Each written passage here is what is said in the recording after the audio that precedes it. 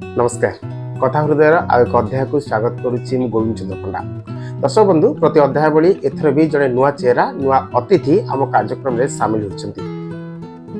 चाषी कथा समस्ते उठाउथिबा बेले चाषी सरकार योजना पर योजना खुंदी देइछन्ति किंतु वास्तव में चाषीटीए से केते लाभवान होउची। आम सहित आलोचना करने अच्छा चाषी नेता प्रकाश चंद्र राउतराय। प्रकाश स्वागत करी कार्यक्रम। वास्तव में समस्ते चाषी कांदती आपण से कांदिया भितर अच्छा ना आउ किसी भिन्न चिंताधारा रे चाषी पाक जाउछन्ति ना नहीं चाषी देख मु भी दिने चाषी महत्व बुझी नी प्रकृत में कौन ना भात खाइला बेले मु भी छाड़ी जाऊली एटा जोटा मु जहाँ कहे निराट सत्य कथा कहे। बो मोर कहला जे देख केते कष्ट रे भातटा होउची तू दिने अनुभव करिवो। जेते बेले बापा भी चाष काम करथिले मु जरे निजे चाष रे अंतर्भुक्त हेली जानिली सत्य गोटे चाषी केते कष्ट करुची माने खराटिया चाष ठारू धान रोइबा ठारू आदाय करिया पर्यंत निजे चाष काम कला परे अंगे लिभेली। आज भी मु जोटी खाइले गोटे अन्न भी छाड़ेनी माने चेष्टा करे संपूर्ण खाइया पे केबे हेले मु निजे कष्टटा अनुभव कला परे मु भी आपनक माध्यम कहूँ प्रत्येक लोक को गोटे दानाटे भी छाड़िया कथा नुहे सेटा करिया पे गोटे चाषी प्रकृत में केते मेहनत करिया पड़ुची परिश्रम जे चाषी से जानी परिबा तार दुखटा जेते अनुभव कली तापर चाषी विषय स्वरोचना करने निश्चित रूप बाहर। केते जमी चाष करछन्ति सुत राउतराय आमर 3.5 एकर बापांकर काम करछन्ति। हां निजे निजे करिया सहित लोक लगे काम करछि काहे मिछ कथा कहि निजे खटुछन्ति कि नै। हां निजे भी जाउछि जति कि पारे आमे भी अलगा लोक भले एते काम करि परिबे नहीं किंतु अल्प टिके हेले भी ताको चेष्टा करे करिया पे से रोइबारे हो काटिबारे हो जोटा जानिछे निश्चित रूप चेष्टा करछि। आगु जतले हमर बळद थिला मु भी निजे हळ बुलीछि बापा संगे जाइके हळ बुलीछि माने रक्त को झाड़ करके निगाडिछन्ति जमी रे। हां निश्चित रूप माने जतिकी आय पाइछन्ति सेथिरे वास्तविक से परिश्रम फल बोल पाइछन्ति बोली भाबुछन्ति जतिक अमल हुए ना अमल जहा हुए ताहा तो सफिशिएंट नुहे कारण आम बापा भी जने चाषी से चाष काम आमको 3 जन मनीष कर मोर बड़ भाई जने अच्छे मो जने मो भौणी जने जहा बापा से परिश्रम करी निज जमी रे खटिकी आमको जहा समाज गोटे श्रुत पाठ दी अक्षर पढ़ेकी मुख्य सूत्र को आनी तेणु प्रकृत में भगवान स्वरूप बापा माँ तांकर सेवा निश्चित रूप करिवार अछि। आधुनिक ज्ञान कौशल को चाषी उपयोग करुछन्ति अल्प क्षेत्र में अधिक अमल करि पारुछन्ति। कल्चर विहन कथा कहतु आधुनिक जंत्रपाति कथा कहतु ताको जमी रे यूज करुछन ना नहीं केवल मनुष्य उपर निर्भरशील अछन्ति ना नहीं निहाती रूपे ट्रैक्टर रो चाष करा जाउछि काहे मिछका बर्तन आ बळद मिलिबाटा कष्ट बा आगुरु बळद थिला लोक माने हळ करथिले चाष करथिले एबे प्रत्येक गाँ रे देखिबे आ बळद लोक रखिया पई भी अनिच्छुक एथि कुंडा रेट जेतिकी ताको पोसिया गोटे चाषी पके अधिक व्यय साबित तेणु से पावर टिलर हो ट्रैक्टर हो आ ऊपर निर्भरशील सबु चाषी प्राय 80% चाषी या ऊपर निर्भरशील 20% जहाँकि एई बळद रखी चाषबास कर। श्रीचंदनपुर पाटना सेवा समवाय समिति आपण पूर्वतन समवाय सभापति थिले एबे खोर्धा केंद्र समवाय बैंक रो डायरेक्टर अछंती दुईटी पदवी रहिसंती चाषी पे स्वर मध्य उठाउछन दुईटी पदवी भितर कोन तारतम्य देखंती सुतरा छै जाऊ श्रीचंदनपुर पाटना सभापति प्रथम एथि माने भगवान का आशीर्वाद मो दिने स्वर उठेइतिली चाषी पे जवाज जाऊ ठाकुरंकर आशीर्वाद सेटा मो पर रहिछि सेटा आप जदि उठे नथांती बोधे मु आज श्रीचंद्र पटना सभापति हेई पारि नथांती एवं पूर्वरु सेठी जो केलेंकारी थिला आमे नुआ यंग आसिया पई सब लोक आग्रह सहकारे भोट देले जहा फल मु आज केंद्र बैंक को तापर सेठू निर्वाचित हो जाई पारली।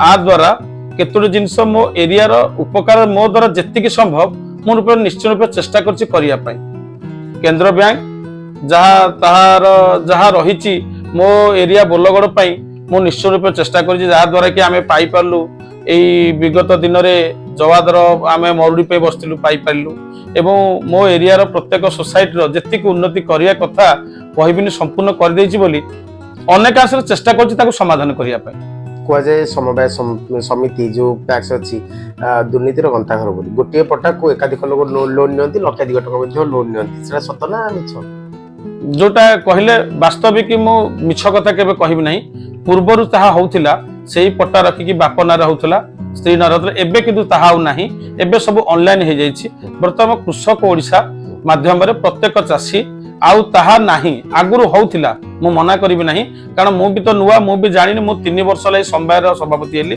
ପୂର୍ବରୁ ଯୋଉମାନେ ଥିଲେ ସେମାନେ ଏଠି ଦୁର୍ନୀତିର ଗନ୍ତାହାର କରିଥିଲେ ତାହା ପାଇଁ ହିଁ ମତେ ଆଜି ଲୋକମାନେ ନିର୍ବାଚିତ କଲେ ବା ପୁରା ନିର୍ଦ୍ୱନ୍ଦରେ ମତେ ସଭାପତି ପଦଟି ଦେଲେ। କୌଣସି ପ୍ରକାର ପ୍ରତିପକ୍ଷ କେହି ବି ଏଥିରେ ଅଂଶଗ୍ରହଣ କଲେ ନାହିଁ। ମୁଁ ନିର୍ଦ୍ୱନ୍ଦରେ ସଭାପତି ପଦ ପାଇଲି। ଶ୍ରୀଯୁକ୍ତ ରାଉତରାୟ ଶୁଣାଯାଏ ଚାଷୀଙ୍କ ପାଇଁ ଯେ ସ୍ୱର ଉଠାଏ ସେ ଚାଷୀଙ୍କ କଥା କମ୍ ନିଜ ସ୍ୱାର୍ଥକୁ ବେଶୀ ଦେଖେ, ସେମିତି ପ୍ରକାଶ ଚନ୍ଦ୍ର ରାଉତରାୟ ନିଜ ସ୍ୱାର୍ଥ ଦେଖୁଛନ୍ତି ନା ନାଇଁ? ଚାଷୀଙ୍କ ପାଇଁ କିଛି ଆଗାମୀ ଭବିଷ୍ୟତରେ କରିବା ପାଇଁ ଚିନ୍ତା ରଖିଛନ୍ତି? ଚାଷୀଙ୍କ କଥା ମୁଁ ତ ମୋ କଥାଟା କହିବା ନିଜର ବାହାଦୁରୀ ହବ, ତେଣୁ ଆପଣ ନିଶ୍ଚିନ୍ତ ଚାଷୀଙ୍କ ସଂସ୍ପର୍ଶରେ ଯିଏ ଆସିଥିବେ ମୋ ସାଙ୍ଗରେ ମୁଁ କହୁଛି ଆମେ ଯାଇଥିଲୁ ଗଲା ବର୍ଷ 2023 ଯେତେବେଳେ ଜବାଦ ହେଇଥିଲା ଆମେ ସେତେବେଳେ ଚାଷୀ ମାନେ ଅଳ୍ପ ଚାଷୀ ଯାଇଥିଲୁ 24 ମସିହାରେ ଯାଉ ଆମେ ପାଇପାରିଥିଲୁ ସେତେବେଳେ 8,38,00,000 ଏ ବୋଲଗଡ଼ ବ୍ଲକକୁ ଲାଗି ଆଣିପାରିଥିଲି। ମାତ୍ର 27 ଜଣ ଚାଷୀ ଯାଇଥିଲୁ। ତାପରେ 4ଟି ଅଟୋରେ ଗାଡି କରି ଲୋକମାନେ ଯାଇଥିଲୁ। ଯାହା ହଉ ସେ ସମୟରେ ପାଇଥିଲୁ ବୋଲି ଯୋଉଟା କି ମତେ ଆଗକୁ ଯିବା ପାଇଁ ବାଟ କଢେଇଲା। ଦ୍ୱିତୀୟ ପର୍ଯ୍ୟାୟ ମରୁଡି ଆପଣ ଜାଣିଥିବେ ଆମେ 24 ମସିହାରେ ଏ ଯୋଉ ମରୁଡି ହେଇଥିଲା କଲେକ୍ଟର ଅଫିସ ଆଗରେ 1000 ଚାଷୀ ଆମେ ଆନ୍ଦୋଳନ କରିଥିଲୁ, ଯାହା ଫଳରେ ବୋଲଗଡ଼ ବ୍ଲକ ଆମର 10ଟାରୁ 11ଟା ପଞ୍ଚାୟତ ପାଖାପାଖି ଆମେ 6 କୋଟି ଟଙ୍କା ପାଇପାରିଥିଲୁ। ଟୋଟାଲ ଖୋର୍ଦ୍ଧା ଜିଲ୍ଲାକୁ 12,48,00,000 ମିଳିଥିଲା ବେଳେ ଏକୁଟିଆ ବୋଲଗଡ଼ ବ୍ଲକ ଅଧା କହିଲା ବେଳେ 6 କୋଟି ଟଙ୍କା ଆଣିପାରିଥିଲା।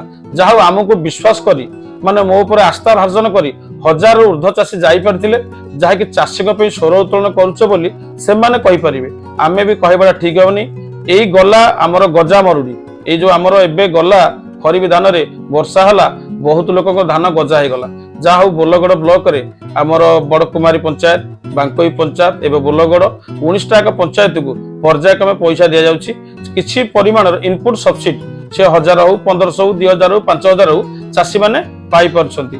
ଆମ କଥାକୁ ଗୁରୁତ୍ୱର ଦେଇ ଚାଷୀ ମାନେ ଯାଉ ଆମ ସହିତ ଯାଇକି ସ୍ୱର ଉତ୍ତୋଳନ କରିପାରୁଛନ୍ତି। ଏଇଟା ଯାଉ ଭଗବାନ ପାଖରେ ଆମେ ବି ଚିରଋଣୀ ଯେ ଠାକୁରଙ୍କ ଆଶୀର୍ବାଦ ଆମ ପାଇଁ ଏମିତି ରହିଥାଉ, ଚାଷୀଙ୍କ ସ୍ୱର ଉତ୍ତୋଳନ ଆମେ କରିପାରୁଥାଉ। ରାଉତରାୟ ଦେଖାଯାଏ ସରକାରୀ ନଥିପତ୍ରରେ ଯାହା ଅଛି ଯାହାର ଜମି ଅଛି ସେ ଚାଷୀ କିନ୍ତୁ ବାସ୍ତବରେ ସେ ଚାଷ କରୁନି, କିନ୍ତୁ ତା ଜମିକୁ ଆଉ ଜଣେ ଚାଷ କରୁଛି ଯାହାକୁ ଆମର ଭାଗ ଚାଷୀ କୁହାଯାଉଛି। ଭାଗ ଚାଷୀ ଆଇନ ଅଛି କିନ୍ତୁ ଭାଗ ଚାଷୀ ଚିହ୍ନଟ ପର୍ଯ୍ୟନ୍ତ ହେଇପାରୁନାହାନ୍ତି। ସେମାନଙ୍କ ପାଇଁ ସରକାରୀ ସ୍ତରରେ କିଛି ସ୍ୱତନ୍ତ୍ର ଆଇନ ଆସିବା ଦରକାର କି ନାହିଁ? କଣ କହନ୍ତି ଭିତରେ? ନାଇଁ ନିଶ୍ଚୟ ରୂପେ ପ୍ରକୃତରେ ଯିଏ ଭାଗ ଚାଷ କରୁଛି ବହୁତ ବଡ ବଡ ପୁଞ୍ଜିପତି ଲୋକଙ୍କର ଜମି ରହିଛି। ଏଟା ବାସ୍ତବିକ ସତ କଥାଟେ କହିଲେ ଏବଂ ଭଲ କଥାଟେ ପଚାରିଲେ। ପ୍ରକୃତରେ ଆମରି ଗାଁରେ ବି ଅନେକ ଲୋକ ବଡ ବଡ ଯିଏ ଚାଷୀ ଅଛନ୍ତି ତାଙ୍କର 5 ଏକର 10 ଏକର ଜମି ରହିଛି, ତାକୁ ଯିଏ ଭାଗ ଚାଷ କରୁଛି କିନ୍ତୁ ସେମାନେ ଧାନଟା ବିକି ପାରୁନାହାନ୍ତି, କିନ୍ତୁ ଯିଏ ମାଲିକ ସେ ବିକି ପାରୁଛି। ଆ ଉପରେ ସରକାର ନିହାତି ରୂପେ ଆଇନ ଆଣିବା ଦରକାର। ଭାଗ ଚାଷୀ ଚିହ୍ନଟ ଗ୍ରାଉଣ୍ଡ ଜିରୋରେ ହବା ଦରକାର। ସମବାୟ ସମିତି ଏବଂ ତା ସହିତ ଆମର RI ଅଫିସ ବା ତହସିଲ ଉଭୟ ମିଳିତ ରୂପେ ଯାଇ ପ୍ରତ୍ୟେକ ଗାଁରେ ଡୋର ଟୁ ଡୋର ସର୍ଭେ କରି ପ୍ରତ୍ୟେକ ଜମି ଚିହ୍ନଟ କରି କିଏ ପ୍ରକୃତରେ ଚାଷୀ କିଏ ବା ଭାଗ ଚାଷୀ ତାକୁ ଯଦି ଚିହ୍ନଟ କରାଯାଆନ୍ତା ବୋଧେ ଉପକାର ନିଶ୍ଚିତ ରୂପେ ଭାଗ ଚାଷୀ ମାନେ ପାଇପାରିବେ। କୋଉଠି ନା କୋଉଠି ମାଲିକ ମାନେ ଭୟଭୀତ ହଉଛନ୍ତି କି ଭାଗ ଚାଷୀ ଯେତେବେଳେ ଚିହ୍ନଟ ହେଇଯିବେ ମୋ ଜମି ସେ ଚାଷ କରୁଛି, ମୋ ଜମିରୁ ଆଗାମୀ ଦିନରେ ଭାଗ ନେବା ପାଇଁ ସେମାନେ ଯୋଗ୍ୟ ହେଇଯିବେ, ସେଥିପାଇଁ ମାଲିକ ମାନେ କୋଉଠି ନା କୋଉଠି ୟାକୁ ଗୋଟେ ଅସମର୍ଥନ ଜଣାଉଛନ୍ତି। ଠିକ କଥା, ପ୍ରକୃତରେ ସତ୍ୟ କଥା। ମାଲିକ ମାନେ ଚାହୁଁଛନ୍ତି ଯଦି ଭାଗ ଚାଷୀ ତାହା ନେଇଯିବ କାଳେ ସରକାର ତାଙ୍କ ନାଁରେ କିଛି କରିଦେବେ କି ଭାଗ ଧରେ 15 ବର୍ଷ ଧରିଲେ କି 20 ବର୍ଷ ଧରିଲା ପରେ, ତେଣୁ ତାହା ପାଇଁ ଡରୁଛନ୍ତି।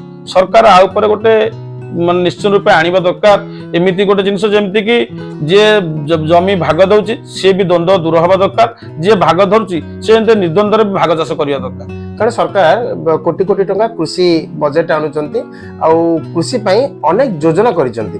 ବାସ୍ତବରେ ଚାଷୀଟିଏ କିଭଳି ଉପକୃତ ହେବ ଉଦ୍ୟାନ କୃଷିଠୁ ଧରି କୃଷି ବିଭାଗ ସେଥିପ୍ରତି ବହୁତ ଯୋଜନା କରିଛି। ଚାଷୀଙ୍କୁ କୋଟି କୋଟି ଟଙ୍କା ସବସିଡିରେ ମଧ୍ୟ ଋଣ ଯୋଗାଇ ପାରୁଛି। କିନ୍ତୁ ଆଉଥରେ ଆଉ ଗୋଟେ କଥା ଦେଖିବାକୁ ମିଳେ ଯୋଉଠି ଯାହାର କମ୍ ଜମି କ୍ଷୁଦ୍ର ଆଉ ନାମମାତ୍ର ଚାଷୀ ସେମାନଙ୍କ ପାଇଁ ସେମିତି କିଛି ସୁଯୋଗ ନାହିଁ। ଯାହା ପାଖେ ଅଧିକ ଜମି ଅଛି ଟଙ୍କା ଅଛି ସେଇମାନେ ଆଚିଭ କରିପାରୁଛନ୍ତି ସବୁ ସହଯୋଗଟା ସହାୟତାଟା ସରକାରଙ୍କର। ଗୋଟିଏ ବଳରାମ ଯୋଜନା ଅଛି ଯୋଉଟା କି ବଳରାମ ଯୋଜନାଟା ପ୍ରକୃତରେ ଚାଷୀ ମାନଙ୍କ ପାଖକୁ ସେଟା ପ୍ରଚାର ପ୍ରସାର ପହଞ୍ଚି ପାରୁନାହିଁ, ଯୋଉଟା କି ଆମର ଭୂମିହୀନ ଚାଷୀ ମାନଙ୍କୁ ସରକାର କରିଛନ୍ତି ବିନା ସୁଧରେ ତାଙ୍କୁ ପ୍ରୋତ୍ସାହନ ଯୋଗାଇ ଦେବେ ଚାଷ କାର୍ଯ୍ୟ କରିବା ପାଇଁ। ସେମାନେ ଭୂମିହୀନ ଚାଷୀ ଯିଏ ବା ଭାଗ ଚାଷ ଯିଏ ଧରିଛନ୍ତି ସେମାନଙ୍କ ପାଇଁ ଏଇଟା ରହିଛି ବଳରାମ ଯୋଜନା, ଯାହାକି ଆମର ସରକାରୀ ସ୍ତରରେ ତାକୁ ଯଦି ପ୍ରଚାର ପ୍ରସାର ଟିକେ କରାଯାଆନ୍ତା ବା ଲୋକମାନଙ୍କୁ ପଥପ୍ରାନ୍ତ ନାଟକ ମାଧ୍ୟମରେ ତା ଉପରେ ବୁଝାଯାଆନ୍ତା ଏମିତି ବଳରାମ ଯୋଜନା ଗୋଟେ ଅଛି, ତମେ ଋଣ ଆଣିଲେ ବିନା ପଇସାରେ ପାଇପାରିବ, ଲୋକ ନିଶ୍ଚିତ ରୂପେ ପାଇପାରିବେ। କିନ୍ତୁ ବ୍ୟାଙ୍କ ଗୋଟିଏ ପଟେ କଣ କରୁଛି ନା ବିନା ସୁଧରେ ଯୋଉ ଦିଆଯାଉଛି ନ ସୁଝିବାର ଭୟ ରହୁଛି, ତେଣୁକରି ଅନେକ ବ୍ୟାଙ୍କ ଏ ଯୋଜନାକୁ ସହଯୋଗ କରୁନାହାନ୍ତି, ଚାଷୀଙ୍କୁ ଦଉନାହାନ୍ତି। ସେ କ୍ଷେତ୍ରରେ କଣ କରାଯିବା ଉଚିତ? ନାଇଁ ବ୍ୟାଙ୍କର ବଳରାମ ଯୋଜନା ଏଥିରେ କୃଷି ଡିପାର୍ଟମେଣ୍ଟ ରହୁଛି ମୁଖ୍ୟତଃ, ସିଏ ଏଥିରେ ସହଯୋଗ କରିବା ଦରକାର। କାରଣ ତାଙ୍କ ପାଖକୁ ପ୍ରଥମେ ଯିବ ଚାଷୀଟେ ଯାଇ ତାଙ୍କର ରହିଛି ଯେ ଆମର ବ୍ୟାଙ୍କ ସହିତ ଏବଂ କୃଷି ଅଧିକାରୀ ଉଭୟଙ୍କ ସହଯୋଗରେ ଏଟା ପାଇପାରିବେ। ଏଟା ନିହାତି ସତ କଥା। ଚାଷୀ ବହୁ ଚାଷୀ ବଞ୍ଚିତ ବଳରାମ ଯୋଜନା ପାଇବାରୁ, ବହୁ ଚାଷୀ ବଞ୍ଚିତ। ସରକାରଙ୍କୁ ଆପଣଙ୍କ ମାଧ୍ୟମରେ ବି ଅନୁରୋଧ, ଆକୁ ଯଦି ପ୍ରଚାର ପ୍ରସାର କରାଯାଆନ୍ତା। ବଳରାମ ଯୋଜନା କଣ କଲେ ଲୋକମାନେ ବି ଜାଣି ନାହାନ୍ତି। ଏବେ ବି କିଛି ଲୋକଙ୍କୁ ପଚାରିଲେ ବଳରାମ ଯୋଜନା କଣ କଲେ ଲୋକ ବି ଜାଣି ନାହାନ୍ତି। ଯଦି ପ୍ରଚାର ପ୍ରସାର କରନ୍ତା ଲୋକ ବୁଝିପାରନ୍ତେ, ବହୁ ଚାଷୀ ଉପକାର ପାଇପାରନ୍ତେ। ବର୍ତ୍ତମାନ ଯୁବପିଢି ଚାଷ ପ୍ରତି ମୁହଁ ଫେରୁଥିବା ବେଳେ ଆପଣ ଗ୍ରାଜୁଏସନ ପାସ୍ କରି ଚାଷ ପ୍ରତି କାହିଁ ଆକୃଷ୍ଟ ହେଇଗଲେ? ନିଶ୍ଚୟ ରୂପେ ଚାଷ ପ୍ରତି ଏଇଥିପାଇଁ ଆକୃଷ୍ଟ ହେଲି, ଦେଖିଲି କଣ ମୋର ଆମ ଜମିତିକ ପଡିଆ ଗୋଟେ ଥର ପକେଇଲି। ପକେଇବା ଦ୍ୱାରା ବାପା ବସିକି ବି କାନ୍ଦିଲେ, ଯୋଉଟା ନିରାଟ ସତ କଥା। ବୋଉ ବି ମନ ଦୁଃଖ କଲା। ତାପରେ ମୁଁ ନାଇଁ ନିହାତି ରୂପେ ବାପା ବହୁତ କଷ୍ଟରେ ଜମିତିକ କରିଥିଲେ, ମାନେ କହିଲା ପରେ ନିଜର ଆଖିରେ ବି ଲୁହ ଆସିଯାଉଛି। ଏଇଥିପାଇଁ ସତରେ ଯେ କଷ୍ଟ କରିଥିବ ସେ ଜାଣିଥିବ। ଆଉ ଚାଷ କାମ ଏମିତି ଗୋଟେ ଜିନିଷ, ପ୍ରତ୍ୟେକ ଲୋକଙ୍କୁ ଆମେ କହିବୁ ଚାଷରେ ନିଶ୍ଚୟ ଅନ୍ତର୍ଭୁକ୍ତ ହୁଅନ୍ତୁ। ନିଜର ପରିବାରର ସମବେଦନା ତା ସହିତ ବି ରହିଛି। ବାପା ଆମର ଯୋଉ କଷ୍ଟରେ କରିଥିଲେ, ମୁଁ ଗୋଟେ ବର୍ଷ ପଡିଆ ପକେଇଲି, ମୁଁ ଜାଣିଛି ସେ ତାଙ୍କର ମନରେ କେତେ ଦୁଃଖ ବସିକି ଲୁହ ଗଢିଲେ, ଯାହାକି ମୋ ଆଖିରେ ବି ଲୁହ ଆସିଯାଉଛି। ସେବେଠାରୁ ମୁଁ ଚାଷ ବଞ୍ଚିଥିଲା ପର୍ଯ୍ୟନ୍ତ ନିଶ୍ଚୟ ରୂପେ କରିବି ବୋଲି ନିଶ୍ଚୟ କରିଛି। ଗୋଟେ କଥା ବି ଦେଖାଯାଉଛି, ବର୍ତ୍ତମାନ ଯୁବପିଢି ପର ପାଖେ ଯାଇକି ମୂଲ ପଛେ ଲାଗୁଛନ୍ତି, କିନ୍ତୁ ନିଜର ବିଲକୁ ପଡିଆ ପକାଉଛନ୍ତି। ବାସ୍ତବରେ ସେ ଯଦି ଏଇଠି ନିଜର ସମାଧାନ କରନ୍ତେ, ତାହେଲେ ସୁନାର ଫସଲ ଫଳେଇ ପାରନ୍ତେ। ତାକୁ ଆପଣ କେମିତି ଦେଖୁଛନ୍ତି? ମୁଖ୍ୟ ଜିନିଷ ଆମର ଏଠି ଜଳସେଚନର ଅଭାବ। ପ୍ରକୃତରେ ଆମର ବୋଲଗଡ଼ ବେଗୁନିଆ ମୁଖ୍ୟ ସମସ୍ୟା ହେଲା ଜଳସେଚନ। ଆମେ ବର୍ଷା ପାଣି ଉପରେ ନିର୍ଭର କରେ। ବର୍ଷା ଯଦି ଛାଡ଼ିଲା ତାହେଲେ ଆମର ଧାନ ଫସଲଟି ଗଲା। ଯଦି ଆମର ବୋରିଂ, ଅଚଳ ବୋରିଂ, ଏଇ ବିଗତ ଦିନରେ ଆମେ ଯାଇକି ବସ୍ତୁରେ ଯେତେବେଳେ ଖୋର୍ଦ୍ଧାରେ, ସେତେବେଳେ ଉପଜିଲ୍ଲାପାଳ ଆମର ଥିଲେ, ସେ ପ୍ରତିଶ୍ରୁତି ଦେଇଥିଲେ, ମାନେ ଗଲା ମାର୍ଚ୍ଚ 24 ମାର୍ଚ୍ଚ ଭିତରେ ସେ କହିଲେ ମୁଁ କମ୍ପ୍ଲିଟ କରିଦେବି ଯେତେ ଅଚଳ ବୋରିଂ ଅଛି ସଚଳ କରିବା ପାଇଁ। ମାନେ 25 ମାର୍ଚ୍ଚ ଏବେ ଗଲା ଏଇଠି, ଆ ଭିତରେ ବି ଗୋଟିଏ ବୋରିଂ ସଚଳ କରିପାରିଲେ ନାହିଁ। କାହିଁକି? ଯଦି ଅଚଳ ବୋରିଂ ସଚଳ ହେଇପାରନ୍ତା, ନୂଆ ବୋରିଂ କିଛି ଖୋଳା ହେଇପାରନ୍ତା, ଚାଷୀଟା ନିଶ୍ଚୟ ବାଇଗଣ ହଉ, ଯାହା ବି ହଉ, ଧାନ ହଉ ବା ଆମର ପନିପରିବା ଫସଲ କରିକି ବଞ୍ଚି ପାରନ୍ତା। କିଛି ଯେତେବେଳେ ନାହିଁ, ଗୋଟେ ଲୋକ ବାହାରେ ପର ପାଖରେ ମୂଲ ଲାଗି ଖଟିଆ ଅପେକ୍ଷା ନିଜ ଆମ ଏଇ ପାଖରେ କୁମାରୀ ହଉ, ଯାହା ବହୁତ ଲୋକ ଫସଲ କରିକି ନିଜ ପରିବାର ଗୁଜୁରାଣ ଆଜି ମେଣ୍ଟେଇ ପାରୁଛନ୍ତି। ଆମେ ବି ନିଶ୍ଚୟ କରିପାରନ୍ତୁ। ଆପଣ ଜଣେ ଚାଷୀ ନୁହନ୍ତି, ଜଣେ ଠିକାଦାର ଥିଲେ, B କ୍ଲାସ କଣ୍ଟ୍ରାକ୍ଟ ଲାଇସେନ୍ସ ହାତେଇ ଥିଲେ। ଠିକାଦାର କଣ ପାଇଁ ବନ୍ଦ କରିଦେଲେ, କଣ ପାଇଁ ଛାଡ଼ିଦେଲେ? ଯାହା ଭଲ କଥାଟେ। ମୁଁ ଠିକାଦାର ଛାଡ଼ିବାର ଆଜିକୁ 3 ବର୍ଷ ପାଖାପାଖି ହେଇଯିବ। ମୁଁ ଜଣେ B କ୍ଲାସ କଣ୍ଟ୍ରାକ୍ଟ କାମ କରୁଥିଲି। ଆଗରୁ ଯାହା ଥିଲା ମୁଁ ଦେଖିଲି ସରକାରଙ୍କର ନୀତି ଏମିତି ରହିଲା ଯେ ଯିଏ ଲେସ୍ 15-14.99 ଯିଏ ପକେଇକି ନବ ତାକୁ କାମଟି ପାଇପାରିବ। 100 ଟଙ୍କାର କାମ ଆମର ଯଦି ଗଭର୍ଣ୍ଣମେଣ୍ଟରେ ଏଷ୍ଟିମେଟ ହେଲା, ତମେ 14.99 ନେଲ, ଧରାଯାଉ 15 ଟଙ୍କା ଧରାଯାଉ ମାଇନସ ହେଲା, ତାପରେ ରୟାଲିଟି ଟ୍ୟାକ୍ସ ପିସି ସିଏ କଟିଯିବ ଆସି 14 ରୁ 15 ଟଙ୍କା। ମାନେ 100 ଟଙ୍କାରୁ ପଳେଇଲା 30 ଟଙ୍କା ପଳେଇଲା। 100 ଟଙ୍କାରୁ 30 ଟଙ୍କା ପଳେଇଲା, କେତେ ହେଲା? 70 ଟଙ୍କା। 70 ଟଙ୍କାରେ ତମେ ପଇସା ଇନଭେଷ୍ଟମେଣ୍ଟ କରିଥିବ, ତମର ପିଲା ଲାଗିଥିବେ, ତମର ଯଦି ଲାଭ 10 ଟଙ୍କା ରଖିଲେ ପଳେଇଲା 60 ଟଙ୍କା। କେତେ ଟଙ୍କା କାମ କରିବ, କେତେ ଟଙ୍କା ରହିବ? ତାପରେ ନେତାଙ୍କର ନିଶ୍ଚୟ ରୂପେ ଏଟା ହେଲା ଖୋଲା କଥା, କେହି କହିବେ ନାହିଁ। ଯୋଉଟା ମୁଁ କହୁଛି ସେଥିରେ ପୁଣି ନେତା ନିଶ୍ଚୟ ରୂପେ ତମ ଉପରେ ଚାପ ପଡିବ ବା ନିଶ୍ଚୟ ରୂପେ ରହିବ। ତାହା ଦେଲା ପରେ କେତେ ରହିବ ଯେ ଜଣେ କେତେ କାମ କରିବ? ଏଇ କମ୍ପିଟିସନ ମାର୍କେଟକୁ ଦେଖି ମୁଁ କହିଲି ନାଇଁ, ଆମର ପଖାଳ ଭାତକୁ ବାଇଗଣ ପୋଡା ଜିନ୍ଦାବାଦ। ତେଣୁ ଆମର ଆ ଭିତରେ ପଶି ପାରିବନି କି ଆମେ ଏତେ ଅନ୍ୟାୟ କାମ କରିପାରିବନି। ତେଣୁ ମୁଁ ନିଜେ ଜାଣିକି ଆସ୍ତେ ଆସ୍ତେ ଦୂରେଇ ଗଲି। 7% କାମ ଯୋଉ ଦିଆଯାଉ, ଯାହା ଆପଣ ରଖିଲେ 30%, 100 ରୁ 30% ପଳେଇଲା ପିସି ହଉ କିମ୍ବା ରୟାଲିଟି ହଉ କି ଲେସ୍ ହଉ, କିନ୍ତୁ ବାସ୍ତବରେ 70% କାମ ହଉଛି ନାଇଁ, ତାହା ବି କଣ୍ଟ୍ରାକ୍ଟର ବି କରୁନାହାନ୍ତି। ଏଇଟା ସତ୍ୟ କଥା। ମାନେ ଆ ଉପରେ ସମସ୍ତେ କହୁଛନ୍ତି, ପ୍ରକୃତରେ ଗୋଟେ ଗାଁକୁ ଯଦି 1,00,000 ଟଙ୍କା କାମ ଯାଏ ତାହା ବି ହେଇପାରୁନାହିଁ। ଲୋକ ଜାଣିବା ପାଇଁ କହୁଛନ୍ତି, କିନ୍ତୁ ସତରେ ବି ତାହା ହେଇପାରୁନାହିଁ। ଏଇଥିପାଇଁ ସେ ତ ଜଣେ ଦେଇଦବ, ଏତିକି ପଇସା କଟିବ, ତମର 15 ଟଙ୍କା କଟି ଯାଇଥିବ, ତମର ଦେଇଦବ ପିସି। କିଏ କହୁଛି ପିସି ନାହିଁ? ସମସ୍ତେ କହୁଛନ୍ତି ପିସି ନାହିଁ। ପିସିଟା ଅଛି, ଏଇଟା ସତ୍ୟ କଥା। କିଏ ଲୁଚେଇକି ନଉଛି ଟେବୁଲ ତଳେ, କିଏ ପଛପଟେ ନଉଛି, କିନ୍ତୁ ପିସି ଯୋଉଟା ଅଛି ବୋଲି ଆଜି କାମର ମାନ ବି କମି ଯାଉଛି। ଲୋକ ବି ଠିକ ରୂପେ କାମ ବି ପାଇ ପାରୁନାହାନ୍ତି। ଏଇଥିପାଇଁ ଯିଏ ବି ବାବୁ ପିସି ଦେଲା ତାକୁ କାମଟେ ମିଳିଲା, ଯିଏ ନଦବ ତାକୁ କାମଟେ ମିଳିବ ନାହିଁ। ତେଣୁ ଆମେ ଦେଇପାରିବୁନି କି ଆଣିପାରୁନୁ, ତେଣୁ ଆସ୍ତେ ଆସ୍ତେ ଆମେ ଦୂରେଇ ଗଲୁ। ସେକ୍ଟର ଆଉଥରେ ଆଉ ଗୋଟେ କଥା ଜାଣିବାକୁ ଚାହିଁବି ସରକାରଙ୍କର ଯନ୍ତ୍ରୀ ମାନେ ଅଛନ୍ତି ବିଭିନ୍ନ ବିଭାଗର ଯନ୍ତ୍ରୀ ମାନେ ଅଛନ୍ତି ସେମାନେ ପୂର୍ବରୁ ଏଷ୍ଟିମେଟ୍ କରନ୍ତି ଏ ପ୍ରୋଜେକ୍ଟ ପାଇଁ ଏତିକି ଟଙ୍କା ଖର୍ଚ୍ଚ ହବ ସେଇ ଧାର୍ଯ୍ୟ ଟଙ୍କାରେ ଟେଣ୍ଡର ଡକା ହୁଏ କୋଟିଏ ଟଙ୍କାର ଟେଣ୍ଡର ଡକାଗଲା ତେଣୁ କେମିତି ଠିକାଦାର ମାନେ 14.99 ବା 15.99 ରେ ପୁଣି ଠିକାଦାର କରିବା ପାଇଁ ପକାନ୍ତି ସେ କ'ଣ ଜାଣିନଥାନ୍ତି କି ନାଇଁ ବାସ୍ତବରେ ମୁଁ ଏ କାମକୁ କରିପାରିବିନି ପୁଣି 15 ଟଙ୍କା ଲେସ୍ ରେ ଯାହା ଭଲ ସତରେ ଏଇଟା ମାନେ ଆମର ପ୍ରଶ୍ନ ଓଡ଼ିଶା ଲୋକଙ୍କର ବି ପ୍ରଶ୍ନ ପ୍ରକୃତରେ ଗୋଟେ କୋଟିଏ ଟଙ୍କା ଯଦି ପ୍ରୋଜେକ୍ଟ ହେଲା ସରକାର ଜାଣୁଛି ମାନେ ସରକାର କହୁଛନ୍ତି ତମେ ଏଟା ଠକ କ'ଣ ପାଇଁ ନା ତମେ 14.99 ଯେ କାଟିକି ନବ ତାହେଲେ ସେ ଯଦି ନବ କାଟିକି ସେ କେମିତି 100 ଟଙ୍କା କରିକି ଦେବ ଆପଣ ବିଚାର କରନ୍ତୁ ଯଦି 100 ଟଙ୍କା କାମ ଜଣେ 15 ଟଙ୍କା କାଟିକି 85 ଟଙ୍କାରେ କରିପାରିବ ନାହିଁ ତାପରେ ବି ଏତେ ଜିନିଷ ଅଛି এইটা উপরে সরকার তর্জমা করা দরকার এই যে 14.99 টাকে উঠাই জিরো করা দরকার আ দ্বারা কোন হবো না করপশন নিশ্চিত রূপে কমিব কেহি করপশন করিয়াকু জিবে নাই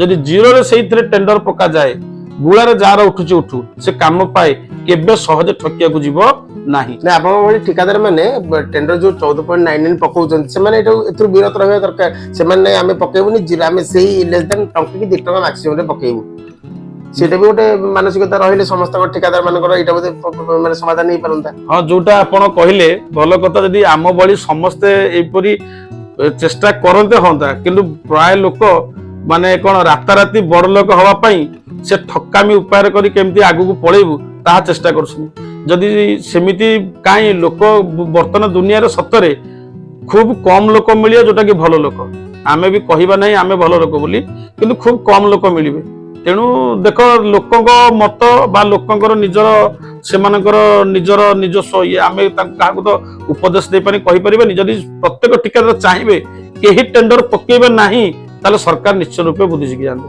ବର୍ତ୍ତମାନ କ'ଣ ଟେଣ୍ଡର ଫିକ୍ସିଂ ହୁଏ ଏବେ ଆଉ ଗଭର୍ଣ୍ଣମେଣ୍ଟର ତ ଏବେ ଅନଲାଇନ ମାଧ୍ୟମରେ ହଉଛି ଆଉ ଟେଣ୍ଡର ଫିକ୍ସିଂ ଆଗ ଭଳି ଆଉ ନାହିଁ ଏଇଟା ହେଲା ସତ କଥା ଆଗରୁ ଟେଣ୍ଡର ଫିକ୍ସିଂ ହଉଥିଲା ଯୋଉମାନେ ବଡ ବଡ ଲୋକ ସେମାନେ ବସି ଫିକ୍ସିଂ କରୁଥିଲେ କିଏ ପାଇ ବୋଲି ଏବେ କିନ୍ତୁ ସେଇଟା ନାହିଁ କିନ୍ତୁ ଏଇ 14.99 ଅଛି ଆକୁ ଯଦି ସରକାର ଉଠେଇ ଦିଅନ୍ତେ କାମ ସବୁଠାରୁ ଉନ୍ନତ ମାନର ଏବଂ ବହୁତ ଭଲ କାମ ବି ହୁଅନ୍ତା ପ୍ରକାଶ ଚନ୍ଦ୍ର ରାଉତରାୟଙ୍କର ଆଗାମୀ ଦିନ କ'ଣ ସ୍ୱପ୍ନ ଅଛି ଆମର ସ୍ୱପ୍ନ କିଛି ନାହିଁ ଯାହା ଭଗବାନଙ୍କ ଉପରେ ଆମେ ସଦାବେଳେ ଠାକୁରଙ୍କ ବିଶ୍ୱାସୀ ଆଜି ବି ଯୋଉଠି ଉଠିକି ଆସିଛେ ଗୋଟେ ଦେଖ ଲୋକ ବଡ ଯାହାର ବାପା କିଛି ବଡ ଲୋକ ଥାଏ ସେ ବୋଧେ ଆଗକୁ ଯାଇପାରିଥାଏ ମୋର ବାପା ଜଣେ ସାଧାରଣ ଚାଷୀ ଆମେ ଗୋଟେ ଚାଷୀ ଘରରୁ ଆସି ଲୋକଙ୍କ ପାଖରେ ପହଞ୍ଚିବା କେତେ କଷ୍ଟସାଧ୍ୟ ପୁଣି ମାନେ ରହିଛି ତେଣୁ ଆଗାମୀ ଦିନେ ସ୍ୱପ୍ନ କ'ଣ ଭଗବାନ ଯାହା ଦେଖେ ଆମେ ଚାହୁଁ ବୋଲଗଡ଼ ବେଗୁନିଆ ମୁଖ୍ୟତଃ ମୋର ଉଦ୍ଦେଶ୍ୟ ଜଳସେଚନ ସୁବିଧା ବେକାରୀ ସମସ୍ୟା ଦୂରୀକରଣ ବେକାରୀ ମାନେ ଯୋଉ ଅଛନ୍ତି ପ୍ରକୃତ ଯଦି କିଛି ଶିଳ୍ପ ହଉ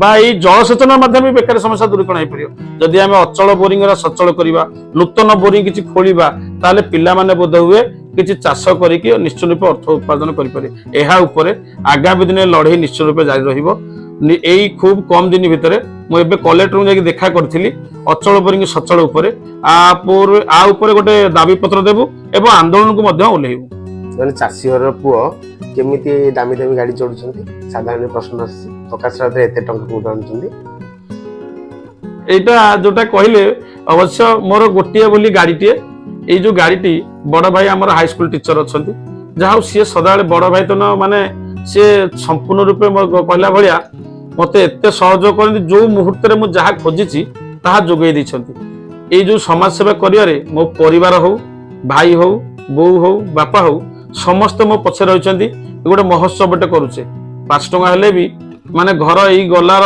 ବୋଉ ବି ଆମର କ'ଣ ତାର ଯୋଉ ମିଳୁଛି ସରକାର ତରଫରୁ ଯାହା ଭତ୍ତା ପାଉଛି ସେ ବି ମାନେ ମୁଁ ମିଛ କହେ ନାହିଁ ସିଏ ବି ମତେ ଦେଇଥିଲା ଯେ ଯାହା ମହୋତ୍ସବ କରୁଛି କରେ ମାନେ ସମସ୍ତଙ୍କର ସହଯୋଗ ମୋ ପ୍ରତି ରହିଛି କହିବି ନାହିଁ ଯେ ଆମେ କୋଉଠୁ ଠକିକି ତ ଆମେ କିଛି କରିବାର ନାହିଁ ଆମ ନିଜସ୍ୱ ରୋଜଗାରରେ ଯାହା ଯେତିକି କରିପାରିଛେ ଆଗକୁ ପଞ୍ଚାୟତ ନିର୍ବାଚନ ପ୍ରକାଶ ରାଉତରାୟଙ୍କର କ'ଣ ଷ୍ଟାଣ୍ଡ ରହିବ ଆଭିମୁଖ୍ୟ କ'ଣ ରହିବ ଦେଖ ନା କ'ଣ ଏଠି ଆମର ଆଜି ଯୋଉଟା ପହଞ୍ଚେ ପ୍ରକୃତ ପ୍ରଫୁଲ୍ଲ ପ୍ରଧାନ ଯିଏକି ସରପଞ୍ଚ ଅଛନ୍ତି ତାଙ୍କର ସହଧର୍ମୀ ଚେୟାରମ୍ୟାନ ଅଛନ୍ତି ତାଙ୍କର ଗୋଟେ ପ୍ରଚ୍ଛନ୍ନ ହାତ ମୋ ଉପରେ ରହିଛି যেটা কি ସମସ୍ତେ ଜାଣିଛନ୍ତି ତାଙ୍କର ଏବଂ ଭଗବାନଙ୍କ ଆଶୀର୍ବାଦ ରହିଛି ଦେଖ ଆଗାମୀ ଦିନେ ଯାହା ହବ ଯାହା ସେ ଡିସିସନ କରିବେ ଏବଂ ଲୋକମାନେ ବି ଯାହା ଚାହିଁବେ ସେ ଅନୁସାରେ ତେଣୁ ଆମେ ବି କହିବାଟା ନିଜର ମାନେ ବଡିମା ହେଇଯିବ ସଦାବେଳେ ଚାହିଁ ଭଗବାନ ଉପର ବାଲା ସମୟ କହିବ ନିଶ୍ଚିତ କଣ ଆଗାମୀ ଦିନେ ରହିବ। ଭଗବାନ ତ ଆଣିକି ଆପଣଙ୍କୁ ଆପଣ ବିନା ପ୍ରଚେଷ୍ଟାରେ ଆପଣ ପାଠ ପଢିବେନି ଆଉ କହିବେ ଭଗବାନ ମୋ ଖାତାରେ ଲେଖି ଦିଅନ୍ତୁ, ସେଇଟା ତ ହବନି ନା।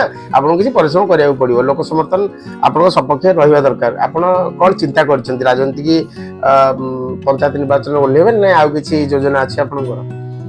ଦେଖିବା ପଞ୍ଚାୟତ ଇଲେକ୍ସନ ତ ଅଛି, ଯଦି ଲୋକମାନଙ୍କର ଆଗ୍ରହ ଚାଷୀ ମାନଙ୍କର ତ ରହିଛି, କାରଣ ଯାହା ହଉ ଆମେ ଆଜି ଚାଷୀ ମାନଙ୍କ ପାଇଁ ସ୍ୱର ଉତ୍ତୋଳନ କରୁଛେ ବୋଲି ଚାଷୀ ମାନଙ୍କର ଆମ ପ୍ରତି ରହିଛି, ଯାହା ହଉ ସେଇଆ ରହିଥାଉ, ଭଗବାନ କରନ୍ତୁ। ରହିଥିଲେ ନିଶ୍ଚିତ ରୂପେ ଦେଖିବା ପଞ୍ଚାୟତ ଇଲେକ୍ସନକୁ। ପଞ୍ଚାୟତ ଇଲେକ୍ସନରେ କଣ କଣ ଇସ୍ୟୁ ନେଇ ସାମ୍ନାକୁ ବାହାରିବେ, କଣ କଣ ସମସ୍ୟା ଅଛି କି ତାର କଣ କଣ ଯୋଜନା ଆଗକୁ ଚିନ୍ତା କରିଛନ୍ତି? ପଞ୍ଚାୟତ ଇଲେକ୍ସନରେ ଦେଖନ୍ତୁ, ଆମର ପିଇବା ପାଣି ଗୋଟେ ହେଲା ମୁଖ୍ୟ ସମସ୍ୟା। ଆମ ଏଠି ପ୍ରାୟ ପିଇବା ପାଣିର ଅଭାବ। ଯୋଉ ବସୁଧା ଯୋଜନା ହେଇଛି ସେଟା ନାମକୁ ମାତ୍ର, କାନ୍ଥ ବାଡରେ ଲେଖା ହେଇଛି ସତ, କିନ୍ତୁ ପିଇବା ପାଣି ଆମ ଗାଁରେ ହେଲେ ବି ପିଇବା ପାଣିର ଅସୁବିଧା। କଣ ନା ଖରା ଦିନେ ଏପ୍ରିଲ ମେ ପରେ ଜଳସ୍ତର ତଳକୁ ପଳଉଛି, ଟ୍ୟୁବୱେଲ 100 ଥର ମାରିଲା ପରେ ବାଲ୍ଟି କି 2 ବାଲ୍ଟି ପାଣି ବାହାରୁଛି। ଏଇଟା ହେଲା ମୁଖ୍ୟ ସମସ୍ୟା ପିଇବା ପାଣିର। ଏବଂ ରାସ୍ତାର ସମସ୍ୟା, କିଛି ଜାଗାରେ ଏବେ ବି ଅଛି, ରାସ୍ତା ବି ନାହିଁ। ଯାହା ପଇସା ଆସୁଛି ପଞ୍ଚାୟତ ତାହା ବି ସ୍ୱଳ୍ପ। ଆମର 24ଟା ୱାର୍ଡ, ଆମେ ବି କହିବାନି ସରକାର ଯାହା ଦଉଛନ୍ତି ତାହା ବି ବାଣ୍ଟି କୁଣ୍ଟି ଦେଲା ବେଳକୁ ବହୁତ କମ ରହୁଛି। ଦେଖ ଆଗାମୀ ଦିନେ ସମୟ କହିବ, ଆମେ ବି କହିବାଟା ଠିକ ହବ ନାହିଁ। ଅଧ୍ୟକ୍ଷଙ୍କ ପଞ୍ଚାୟତରେ ପାଣି ସମସ୍ୟା ମାନେ ଟ୍ୟୁବୱେଲ ରହିଛି ସତ, କିନ୍ତୁ ଜଳସ୍ତର ତଳକୁ ପଳଉଛି, ଆଉ କରିବ କଣ? ତେଣୁ ଏଟାରେ ଯୋଉଟା କହିଲି ବାସ୍ତବ ସତ କଥା କହିଲି, ମୁଁ କେବେ ମିଛ କହେ ନାହିଁ କି ଯୋଉଟା ମାନେ ଭୁଲ କଥା କହେ ନାହିଁ। ବ୍ଲକ ରେ ସମସ୍ତଙ୍କ ସମସ୍ୟା ବୁଝୁଥିବା ଅଧ୍ୟକ୍ଷା ନିଜ ପଞ୍ଚାୟତ ପାଇଁ ସତରେ ମାନେ ଆଖି ବୁଝି ଦେଇଛ ନା ନାଇଁ? ଡେଭଲପମେଣ୍ଟ କାମ ଚାଲିଛି? ନାଇଁ, ଡେଭଲପମେଣ୍ଟ କାମ ଚାଲିଛି। ଆମ ଗାଁକୁ ଦେଖନ୍ତୁ, ଯେତେବେଳେ କହିଛି ପ୍ରତ୍ୟେକ ତୋଠରେ ପାହାଚ ହଉ ବା ଆମର ମଶାଣୀରେ ପ୍ରଥମେ ବୋଧ ହୁଏ ବୋଲଗଡ଼ ବ୍ଲକରେ ପ୍ରଥମେ ମଶାଣୀର ପାଚେରୀ ଘର ଆମ ଗାଁକୁ କରାଯାଇଥିଲା। ଯାହା ହଉ ଠାକୁରାଣୀଙ୍କ ପାଚେରୀ ହଉ ଦେଇଛନ୍ତି, ଅଙ୍ଗନବାଡିରେ ପାଚେରୀ ହଉ ଦେଇଛନ୍ତି, ଡ୍ରେନ୍ ହଉ କରିଛନ୍ତି। ଡେଭଲପମେଣ୍ଟ କାମ ଅନେକ ଗୁଡେ କରିଛନ୍ତି, ବହୁତ ଗୁଡେ କରିଛନ୍ତି। କିନ୍ତୁ ଏଇଟା କଣ ହଉଛି, ତାଙ୍କୁ ଏବେ ବି କହିଥିଲି, ଏବେ କହିଥିଲେ ମତେ ଯେ ନିଶ୍ଚିତ ଗୋଟେ ଟ୍ୟୁବୱେଲରେ ଆମେ ମଟର ଲଗେଇ କରିଦେବା ବ୍ୟବସ୍ଥା, ସୋଲାର କରିଦେବା, ଯଦି ଜଳସ୍ତର ପଳଉଛି ତଳକୁ ଯେତିକି ଲୋକ ପାଇପାରିବେ। ଏଇ ଅଳ୍ପ ଦିନ ତଳେ ଆମ ଗାଁର 10-15 ଜଣ ଆମେ ଯାଇଥିଲୁ, ଯାଇକି କଥା ହେଇଥିଲୁ, ସେ କହିଛନ୍ତି ଏଟା କରିବା ପାଇଁ କହିଛନ୍ତି। ଯୋଉ ନୂଆ ବିଡିଓ ଆସିଛନ୍ତି, ବର୍ତ୍ତମାନ ଖରା ଆରମ୍ଭ ହେଲାଣି, ପାଣି ସମସ୍ୟା, ତାକୁ ନେଇକି ବିଡିଓଙ୍କ ଦୃଷ୍ଟିଗୋଚର କରିବେ, ତାର ସମାଧାନ ଦିଗରେ ତାଙ୍କ ଦୃଷ୍ଟିକି ଆଣିବେ। ନିଶ୍ଚିତ ରୂପେ ନୂଆ ବିଡିଓଙ୍କୁ ତ ଆମେ ଦେଖା କରିନି, ଆପରେ ଯାଇକି ନିଶ୍ଚିତ ରୂପେ ଦେଖା ହେଇ ଗୋଟେ ଦାବି ପତ୍ର ଦବାକୁ ପଡିବ। ଏଇ ଅଳ୍ପ ଦିନ ତଳେ କହିଥିଲେ ଆମର ଯାହା ହଉ ମନୁ ଭାଇନା ସାମ୍ବାଦିକ ସମ୍ବାଦ, ଯାହା ହଉ ସିଏ ଆମର କଥାଟାକୁ ବାହାର କରିପାରିଥିଲେ ପେପରରେ। ତେଣୁ ତାକୁ ସେଇ ପେପର କଟିଂ ଏବଂ ଆମର ଚାଷୀ ଆମର କିଛି ଲୋକମାନଙ୍କର ଦସ୍ତଖତ ନେଇ ଆମେ ଦବୁ। ଆମର ଜଳସ୍ତର ତଳକୁ ପଳଉଛି, ଆଉ ଯଦି କିଛି ଖୋଲା କୁହ ବା ଟ୍ୟୁବୱେଲ କରାଯାଆନ୍ତା ବୋଧେ ହେଇପାରିବ ବୋଲି ଆମେ ଆଶା ରଖୁଛୁ। ନହେଲେ ଆଇଦର ଆମକୁ ଟ୍ୟାଙ୍କର ମାଧ୍ୟମରେ ପାଣି, ଯଦି ନ ହେଇପାରିବ ଏଇଟା ନିଶ୍ଚିତ ଦାବି ରଖିବ, ଆମକୁ ଟ୍ୟାଙ୍କର ମାଧ୍ୟମରେ ଏଇ 2 ମାସ, ତାପରେ ଆମର ପାଣି ଠିକ ରହୁଛି, ଏଇ 2 ମାସ ଯଦି ଆମକୁ ଯୋଗାଇ ଦେବେ ତାହେଲେ ଲୋକଙ୍କର ଉପକାର ହେଇପାରିବ। ଟିକେ ପୂର୍ବରୁ ଆପଣ କହୁଥିଲେ ସୁତ ରାଉତରାୟ, ଅଚଳ ବୋରିଂ ଅଛି, ଚାଷ କାମରେ ଯୋଉ ବ୍ୟବହାର ହେବା ପାଇଁ ବୋରିଂ ଅଚଳ ହେଇ ପଡିଛି, ତାକୁ ସଚଳ କରାଗଲେ ଖରାଟିଆ ଧାନ ଫସଲ, ପରିବା ଫସଲ, ତାକୁ ମଧ୍ୟ ଚାଷୀ ସେ ବୋରିଂକୁ ଉପଯୋଗ କରି ଆୟର ପନ୍ଥା ବାହାର କରିପାରିବେ। ନିଶ୍ଚିତ ରୂପେ ଆମର ଏଠି ନିଜର ଗୋଟେ ବୋରିଂଟେ ବାରିପଟେ ଆମେ ଖୋଳିଛୁ, ତାର କରେଣ୍ଟ ତାର ନାହିଁ, ବହୁ ଲୋକ ଖୋଳିଛନ୍ତି ବୋରିଂ, କାହାର ଇଲେକ୍ଟ୍ରିକ ତାର ଥିଲେ ତାର ପମ୍ପ ନାହିଁ, କାହାର ମୋଟର ଥିଲେ ପାଇପ ନାହିଁ, ଏଇ ସବୁ ଅବସ୍ଥା। ଯଦି ସରକାର ବର୍ତ୍ତମାନ ନୂତନ ସରକାର ଯାହା ହଉ ଯଦି ଆ ଉପରେ ଟିକେ ଧ୍ୟାନ ଦେବେ, ନିଶ୍ଚିତ ରୂପେ ହେଇପାରିବ। କୋଉଟା ଅସମ୍ଭବ କାର୍ଯ୍ୟ ନୁହେଁ, ନିଶ୍ଚିତ ରୂପେ ହେଇପାରିବ। ଯଦି ସରକାର ଧ୍ୟାନ ଦେବେ ନିଶ୍ଚିତ ରୂପେ ହେଇପାରିବ। ଚାଷୀ ମାନେ ସେଥିପାଇଁ ଆଗକୁ ଆସିବା ଦରକାର ନା?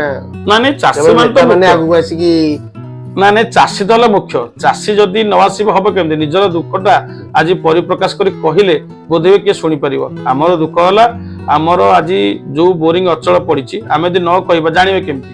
ଆମେ ଯାଇକି ଦାବିଟା ରଖିଥିଲି, ଆମର 5ଟା ଦାବି ଆମେ ରଖିଥିଲୁ।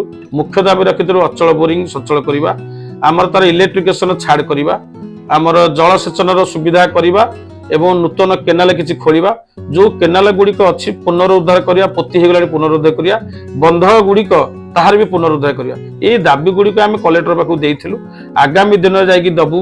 ଏବଂ ଆପଣଙ୍କ ମାଧ୍ୟମରେ ମଧ୍ୟ ସହଯୋଗ, ମିଡିଆ ବନ୍ଧୁ ଯେମିତି ବିଗତ ଦିନରେ ସହଯୋଗ କରିଥିଲେ, ଚାଷୀ ମାନେ କରିଥିଲେ, ସମସ୍ତେ ଆମେ ଏକଜୁଟ ହେବା, ନିଶ୍ଚିନ୍ତ ଆମ ହକ ପାଇପାରିବା।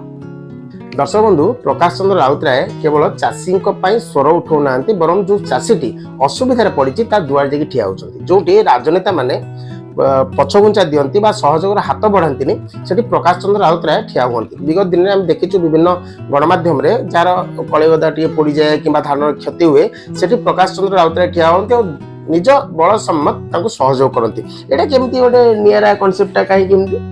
ନାଇଁ ଗୋଟିଏ ଜିନିଷ ସଦାବେଳେ ମୋର ଚିନ୍ତାଧାରା ଆପଣଙ୍କ ମାଧ୍ୟମରେ କହୁଛି, ପ୍ରତ୍ୟେକ ଲୋକ ଯଦି ଚାହିଁବେ ଗୋଟେ ହେଲେ ଆସ୍ତେ କିଛି କରିକି ଯିବା। ମୋର ନୀତି 5 ଟଙ୍କା ରୋଜଗାର, ମୋର ଯୋଉ 100 ଟଙ୍କା ପଛେ ରୋଜଗାର କଲି ତାହା ଚେଷ୍ଟା କରେ ଟଙ୍କାଟା ପଛକେ ଲୋକଙ୍କ ପାଇଁ କରିବା ପାଇଁ।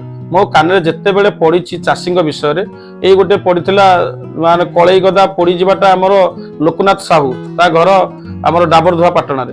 ଯେତେବେଳେ ଶୁଣିଲି ତା ବାସି ଯାଇକି ପହଞ୍ଚିଲି, କିନ୍ତୁ ତାପରେ ଦୁଃଖ ଲାଗିଲା ଆମର ବହୁତ MLA କ୍ୟାଣ୍ଡିଡେଟ୍ ବୁଲୁଥିଲେ, MP କ୍ୟାଣ୍ଡିଡେଟ୍ ବି ବୁଲୁଥିଲେ, କିନ୍ତୁ କେହି ଜଣେ ଲୋକ ତା ଦୁଆରକୁ ଗଲେ ନାହିଁ। କାରଣ ଲୋକନାଥ ସାହୁ ଗୋଟେ ଗରିବ ଚାଷୀ। ଏଇ ଅଳ୍ପ ଦିନ ତଳେ ଆମର ନୂଆପଲ୍ଲୀର ଗୋଟିଏ ପିଲାଟିଏ କରେଣ୍ଟ ଲାଗି ମରିଗଲା ମୁଗ ଫସଲ ଉଡୁଥିଲା ବେଳେ। ଯାହା ହଉ ତା ଦୁଆରକୁ ଏବେ ବି ବୋଧେ ହୁଏ ମରିବାର ତାର ମାସେ କି ଦେଢ ମାସ ହବ, ଆଜି ପର୍ଯ୍ୟନ୍ତ ମୁଁ ବି ଖବର ନଉଛି କୌଣସି ଜଣେ ଲୋକ ତା ଦୁଆରକୁ ଯାଉ ନାହାନ୍ତି। କାହିଁକି ନା ସେ ଗୋଟେ ଗରିବ ଚାଷୀ।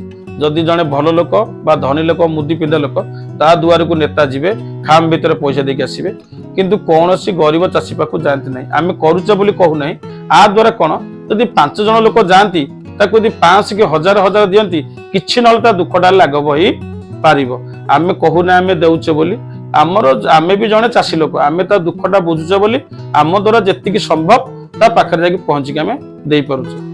ନିଶ୍ଚିତ ଭାବେ ଦର୍ଶକ ବନ୍ଧୁ, ଚାଷୀଙ୍କ ପାଇଁ କାନ୍ଦୁଥିବା ହୃଦୟ ହେଉଛନ୍ତି ପ୍ରକାଶ ଚନ୍ଦ୍ର ରାଉତରାୟ। ଆଗାମୀ ଦିନରେ ଚାଷୀଙ୍କ ପାଇଁ ଏମିତି ଲଢ଼େଇ ଜାରି ରହିବ ଏବଂ ଚାଷୀଙ୍କ ସମସ୍ୟା ପାଇଁ ଆବଶ୍ୟକ ପଡ଼ିଲେ ରାଜରାସ୍ତାକୁ ଓହ୍ଲାଇବେ ବୋଲି ନିଜ ପ୍ରତିକ୍ରିୟାରେ କହୁଛନ୍ତି। ଦର୍ଶକ ବନ୍ଧୁ, ଆମ କାର୍ଯ୍ୟକ୍ରମ ଆପଣଙ୍କୁ ଭଲ ଲାଗୁଥିଲେ ଆମକୁ ଫଲୋ, ଲାଇକ୍ ଏବଂ ସବସ୍କ୍ରାଇବ୍ କରିବାକୁ ଭୁଲିବେ ନାହିଁ। ରହୁଛି, ନମସ୍କାର।